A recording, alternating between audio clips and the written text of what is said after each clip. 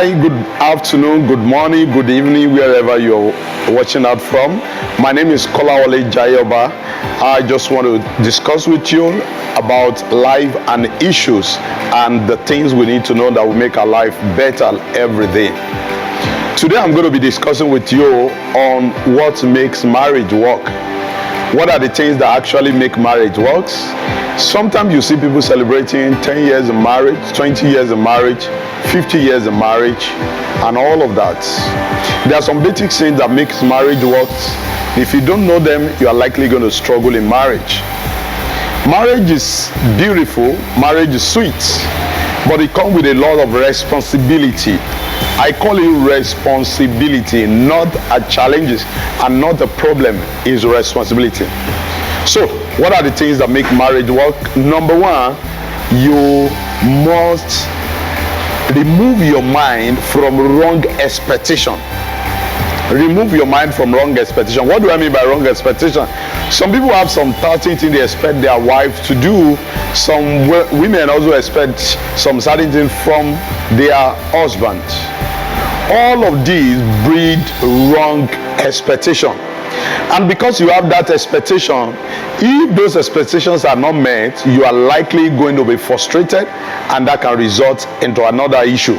So you must run away from wrong expectation. That's number one. Number two, the things that make marriage work is that you must work on yourself. Work on yourself. At times, and most of the time, it is easy to recognize what is wrong in others, and we are unable to recognize what is wrong in our own life. So, always trying to examine yourself, see yourself in the mirror, point at yourself, and see what is wrong with you, and try to work on it. Keep working on yourself, on what is wrong with yourself, on what can make you be a better person, a better wife, a better husband. That's what makes marriage work. But expecting the other person to change, it might likely not work. The other person might not change. Eventually, if you keep on working on yourself, improving yourself, you will see that you become more tolerant, you become more easily accommodate others, and eventually you see the marriage working. So, number one, I said you must get away from wrong expectation. And I said, number two, you must keep on working on yourself. And then number three, which is very, very important, is that you should not run away from your responsibility. Men have their own responsibility. Women have their own responsibility. Don't run away from your responsibility. Don't say, no, since my wife is working, there's no need for me to bother myself about me working again. Some men are like that. They say, oh, the woman is working. No, don't run away from your responsibility. It is your responsibility to provide for your home. It is your responsibility to make food available. It is your responsibility to make shelter available. I think there are three major things you should make available for your family. Number one, shelter. Number two, food. And then number three, maybe education. So that's three are very important in you getting make sure that things are working well in your home. Every other thing is a luxury. We need to buy a car, it's a luxury. If you have a roof over your head, that's good, that's the shelter. Then number two, like I said, food you can afford to eat. Now if you now begin to say, I want to eat one big chicken, that's a luxury. Okay, that's now become a choice, that now become a want, not a need.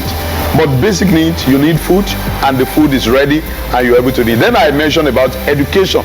You must be able to pay for your school, your children's school fees.